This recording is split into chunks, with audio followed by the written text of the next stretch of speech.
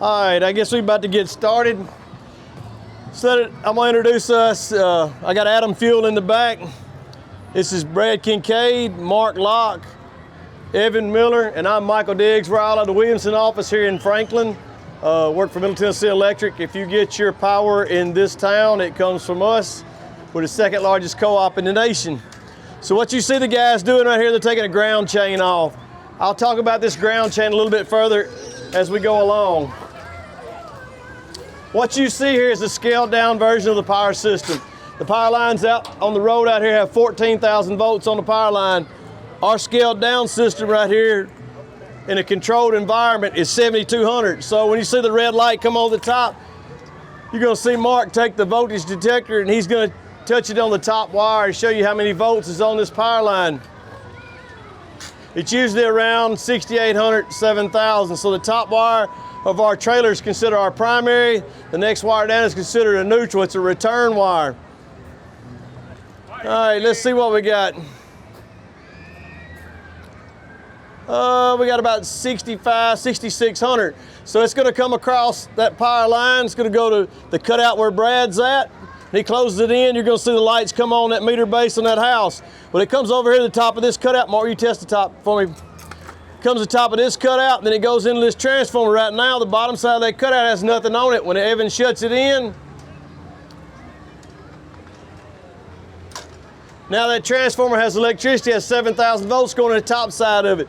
Transformer does exactly what it says. It transforms electricity. Comes in 7,200, it goes around and around and around on some coils in there. Comes out each low side at 120 volts and 120 volts. So if you have an overhead service at your house, you'll have two black wires and a return wire, which is silver.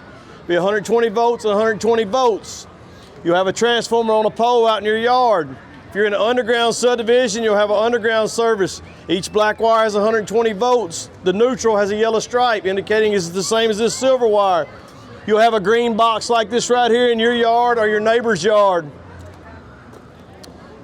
So if you're in an overhead, I'm gonna keep this a minute more. If you have an overhead service going to your house, you're gonna have a wire coming across like this right here into a weatherhead at the top of your house. These three connections up here that Brad's gonna point to, each one of them is where we make our tie. We have two press connectors on there, also have a bolt-on connector. Our system, we press everything, but if you're on NES or some other system, they may have a bolted connector up there making connections. When we run this service to your house, we'll tape them up, but over time with sun, rain, birds, that tape will deteriorate and fall off. So, you wanna be my guinea pig? Is that cold? Cold to the touch? Cold to the touch. So you throw your Frisbee up on the roof, gets up on the roof, first thing Dad goes gets a ladder, puts it up on the house. Where's a good place to put it? Right where that weatherhead's at. So as he reaches up there, grabs hold of that weatherhead, he gets hold of them connectors. That's just the arc off of 120 volts. Just bump it with your hand. Warm now, ain't it? Pretty hot. So electricity cooks from the inside out. We'll show you that here in a second. But when I was talking about each wire has 120 volts on it, so what does 120 volts do? That powers like your toaster, your cell phone charger, your lights. 240 volts will be what feeds your water heater, your cook stove, your dryer, anything of that nature. This next scenario we're going to talk about is the underground dig-in. So here in the state of Tennessee, if you're gonna plant a tree, you're gonna dig a mailbox, you're gonna dig a swimming pool, you need to call 811 and have them come out and locate your cable. They'll locate the gas, water, electric, fiber. So this silver piece in the inside of this wire is the same as that top wire. On our system, that's 14,000 volts on that little silver wire. This pink insulation is all that contains that voltage inside of it. These little copper wires will be the neutral return wire. So in our newer installations, we bury everything in pipe, but in our older subdivisions, this could be buried in the ground. It's buried 4 foot deep. But over time, this red stripe, which indicates it is electricity, gets dirt all over it. You think it's a root, so you take a shovel, You're going to chop that root out of the way. Evan's going to show us what it does.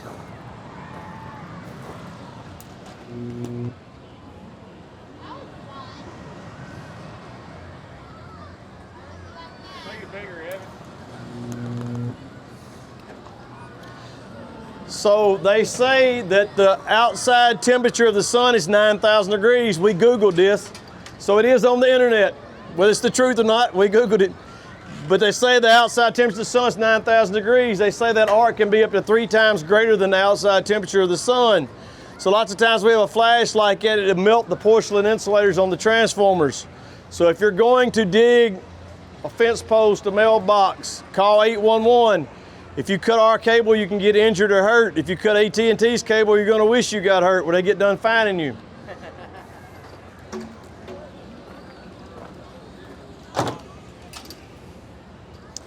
All right, so I know this fella knows what we're talking about.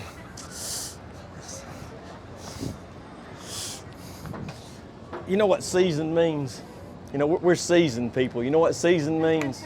Like we're kind of age, you know, we're a little bit older. Okay, yeah. So what's this piece back here behind? Point to it, Martin. What would that piece of equipment be back there?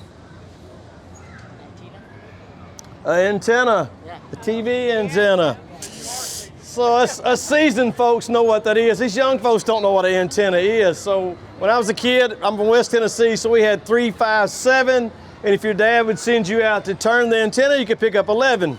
And you paid nothing for it. Well, nowadays, you got 150 channels, you probably pay $150 a month for it, and you still only watched 3, 5, 7, and 11. So this antenna's up on the house. Mark just bought this house, and Mark, you think that antenna kind of looks close to that power line. You think you can get it down? Man, I just don't know, dude. It's gonna be close. I think you got it. You've been doing line work a long time. Well. Oh my God. All right, that bang you hear is what we call an expulsion fuse. You see that barrel drop on the side that Evan's picking up. It's kind of like a breaker in your house. You know, you overload a circuit, you have to go in there, trip the breaker back on to get your power back on. Well, it's the same way there. It fuse blows. To isolate our line, our piece of equipment, we have to come out and physically replace that, close it back in. I always like to tell when a hurricane is coming through, you're watching the Weather Channel and Jim Cantore or Mike Slidell on there and they're talking about transformers are blowing up all over town. We have very few transformers blow up. Most of the time it's an expulsion fuse. You hear right there, that bang isolates the line. We come out and refuse it. All right, this next scenario we're going to show you here, this is not a wagon. This is a car. You got to use your imagination. This is my little red car, newest model. Got Tesla all over it.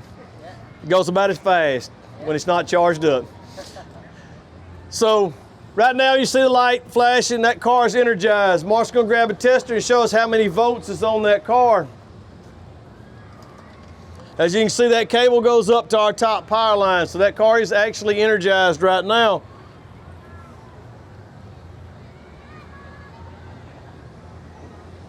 Mark's seasoned too. He's like me, you can't see the numbers on the end of that thing. Is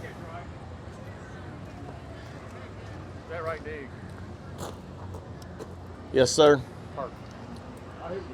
All right, so right now that car is sitting there and it has, come on down right in the silver spot in the middle of the panel there, Mark.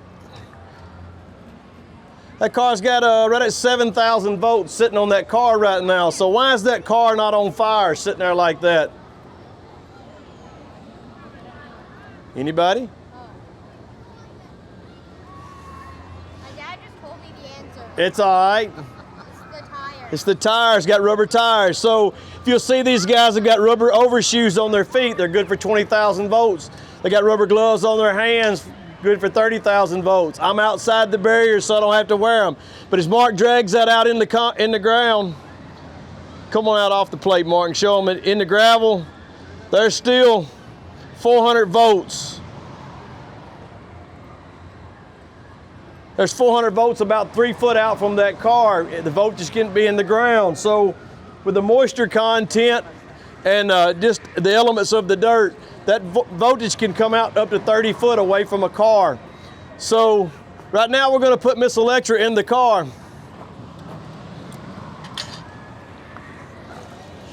This cord's giving me a fit for some reason. All right, so now Miss Electra's in the car. Why is Miss Electra not on fire? Have you ever seen a bird light on the power line? Does he fall off dead? No, he stays on the power line, then he flies away. Electricity takes 2 different potentials to work. Take your hairdryer when you get home, break the plug off, one plug off, stick it in the wall. It won't work. It takes a hot and a ground to make electricity work.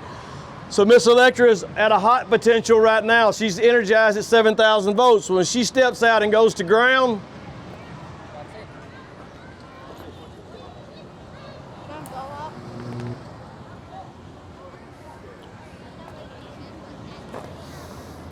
all right, what I have here, I know these whitey kids they can tell me what is this? A hot dog. It's a cold dog. It's cold, ain't it? All right, so what does this hot dog, what does my finger have in it that my hot dog don't? And it's not hair, not hair. Meat. A bone. Close. All right, so this piece of copper right here represents Miss Electra's bone. So we're gonna insert the hot dog about halfway up her arm. So listen to the difference in the sound this time when Miss Electra steps out of the car.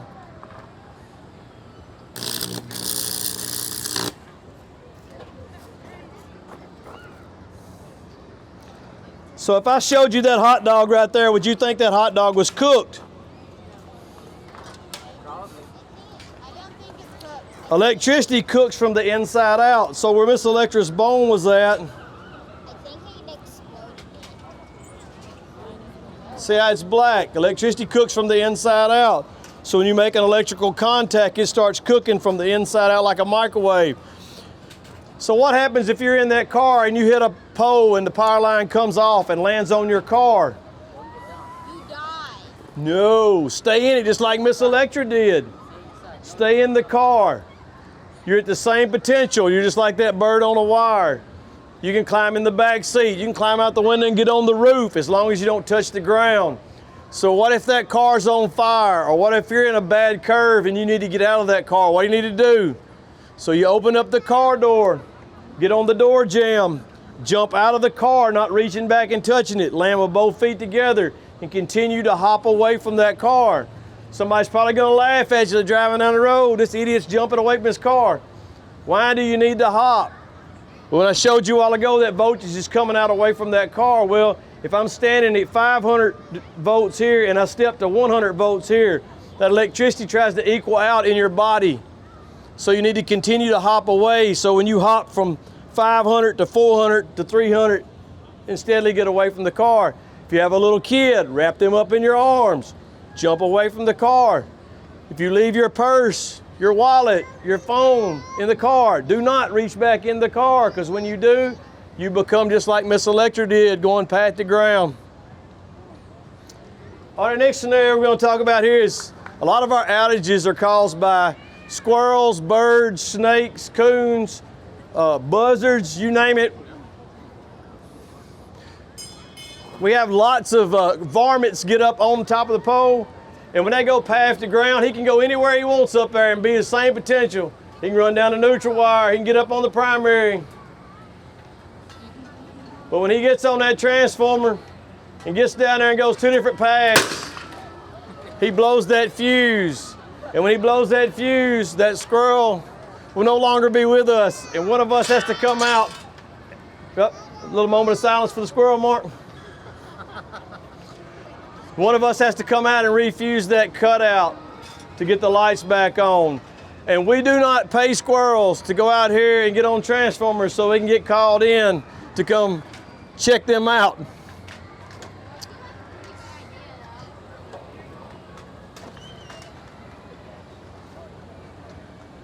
Got a broken fuse? Yeah. Trailer dead, Adam. We gotta get another fuse.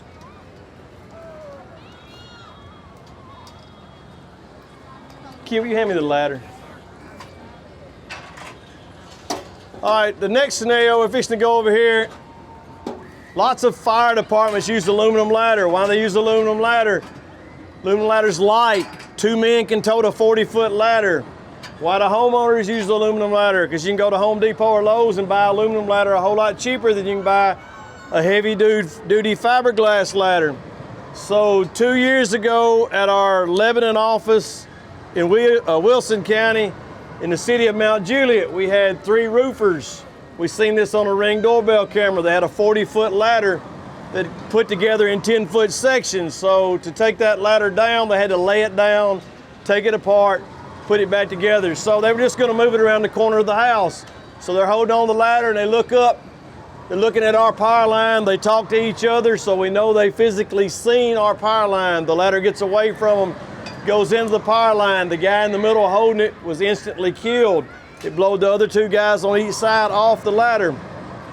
Have you ever had your lights at your house blink, come back on, blink, come back on? The last time they lock out, they don't come back on. Stay out for an hour till one of us rides out, physically recloses that breaker. So our system's set up on 3 shots. A tree limb gets in it this morning and don't stay in it, your lights blink, come back on. Nobody loses lights, none of us has to roll. Tree limb gets in it, stays in it, lights blink, closes back in, lights blink, closes back in, locks out. We had to come out and physically lay eyes on that line and clear up the process. So these guys with this ladder, when he got it into it, he got 3 shots. So that breaker closed back in 2 more times with him holding that ladder. So if you ever have an aluminum ladder, pay attention to what's above your head. If you've got an aluminum pole you clean your pool with or paint your house with, always pay attention what's over your head. So as Evan gets this right close to the line, you're gonna hear it spit and come to the ladder. No bang, buddy, no bang. What? No bang. It's gonna spit and you'll hear that electricity come to that ladder.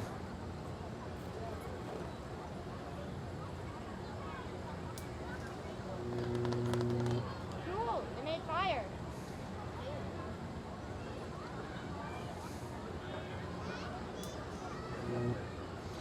So if, like I say, if you have anything metal like that, always pay attention to what's over your head. All right, so Evan, we need the balloon. Balloon. All right, so how many of you are members of Middle Tennessee Electric? Get your power from Middle Tennessee Electric. We give y'all something every month. It's a bill. You get it in the mail every month. So don't say we don't never give you nothing. All right, so it's birthday time. You take your kids to Chuck E. Cheese. Give them the balloons. First thing you do, you come out, balloon gets away, up and gone. Kids crying, mom and dad's panicking.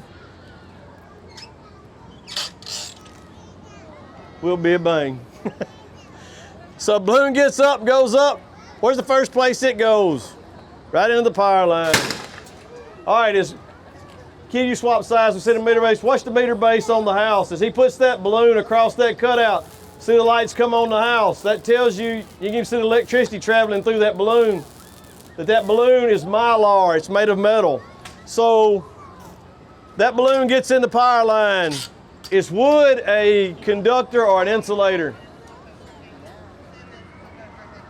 Anybody's guess? Is wood a conductor or is it an insulator? Insulator. Insulator, all right, we got some insulators here. All right, what's the light on the meter base here? This is a limb off a Bradford pear tree. Nothing doctored to it or nothing, just a limb we cut this afternoon. So he puts that across there so the lights come on in that house. So if the balloon gets in the power line or your kite gets in the power line, don't go get a limb and try to get it out. It's according to the moisture content, how green that wood is. That wood can be a conductor just as well as an insulator. Hey, you want to show them before and after? All right, so right now this is just a green limb we cut off a Bradford pear tree this afternoon. You see it's pretty stout. So Mark's gonna hang it on the power line. So another thing, it's a lot of outages on our system or on electric systems in general. Here we have a 20-foot right-of-way, 20-foot clearance each side. So we have a 40-foot right-of-way, have a pretty good path. But occasionally you have a storm come through, Wind gets a limb out, blows it on the power line. So as the trailer comes hot, you're gonna see this limb start smoking. Start smoking pretty quick at the top. So right now that electricity is trying to make a path to ground from the top wire to the bottom wire. It's gonna sit here, it's gonna whistle and spit. You're gonna see some steam come out of it. But when it gets done, right before it goes to ground, when it makes the continuous path, it's gonna flare up pretty good, make a pretty good blaze. And when it does, Mark will hand me that limb. Everything that's below that bottom wire, and usually everything above that top wire is cool to the touch. This one's cut so short, it may have steam coming out of it. But electricity is only traveling from the point where it touches the top wire and the bottom wire. Everything below that has not got electricity traveling in it. It's got no path to ground. If you grab the bottom of that, now you became the path to ground. So if we have any lumberjacks or any lumberjills that cut trees for firewood or to sell wood, if you cut a tree and it gets away from you and gets in the power line, do not panic and run up and grab that tree and push it out of it and think, oh, Middle Tennessee Electric's not gonna know that. Call us, we'll come get that out of it. You'll be just like Miss Electra. It's better to be chewed at by getting a tree in the power line and us clearing it up than it is for you to be dead trying to get it out yourself. Like I say, it's gonna die down just for a second, and then when it does, it's gonna make a pretty good fire and pulsate. That's when it's going path to ground from top wire to bottom wire.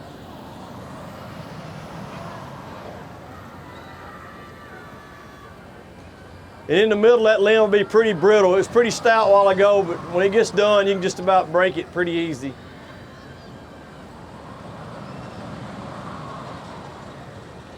The night show's a whole lot better than the 7 o'clock. You get to see a little bit more fire.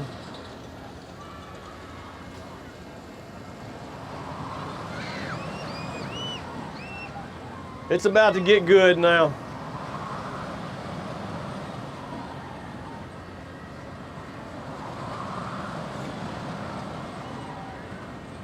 And the majority of that fire you see is an arc fire. It is not a burning of that limb fire.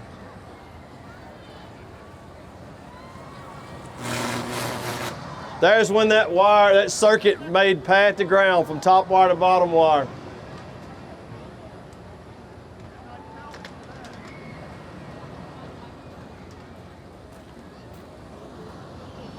I got it. So is that limb cool? And usually the other end is too, but we've cut this one so short, I doubt it is tonight, but that limb's pretty fragile now. You can just take and bend it in two. All right, so I told you earlier when we first started about our ground chain. So this is a part we discuss about our job. So you see this green light just come on right here. So lights go out in your house nowadays. How long can the lights be out? 15 minutes. You gotta have your iPad charged, your iPhone charged. Kids gotta play the PlayStation. We gotta do something. We gotta cook, we gotta do something. So a storm comes through, you run to Lowe's or Home Depot, you buy you a generator. And like I say, this green light's the first time you've seen it burn tonight. Right now that green light represents your house. The main at your house is open right now. You're powering your house off of a generator. What people do is they go buy them a generator and they get a dryer plug. They plug this in the wall where the dryer's at, they plug this in the generator. If you do not make an open point and open your main, it will backfeed out on our system. So let Mark get his tester running here.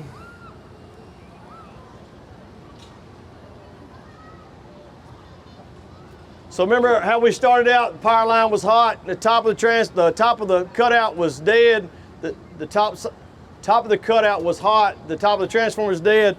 Now, when we close that main, if you do not open your main in your house, that generator is back feeding out on our system, comes right back through your service, right back across into that transformer. Like I said earlier, a transformer does exactly what I said, transforms electricity, takes 7,200 in the bottom, top, goes round and round, sends 120 out the bottom.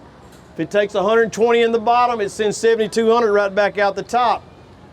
So in real life, when you hook this up, this barrel would be closed. Now as Evan closes this barrel, it's gonna energize our line with backfeed.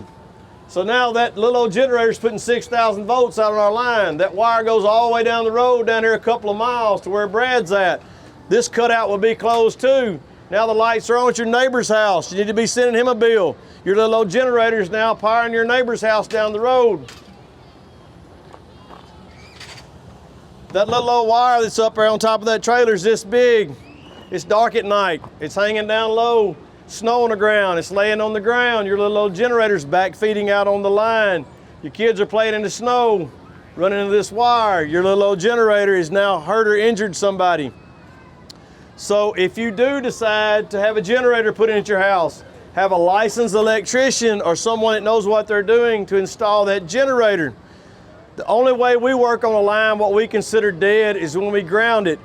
When Brad touches this ground to it, you're going to watch the voltmeter drop, the lights go out. You can hear the generator load up. If he was to put that on there and leave it on there, it would kill that generator.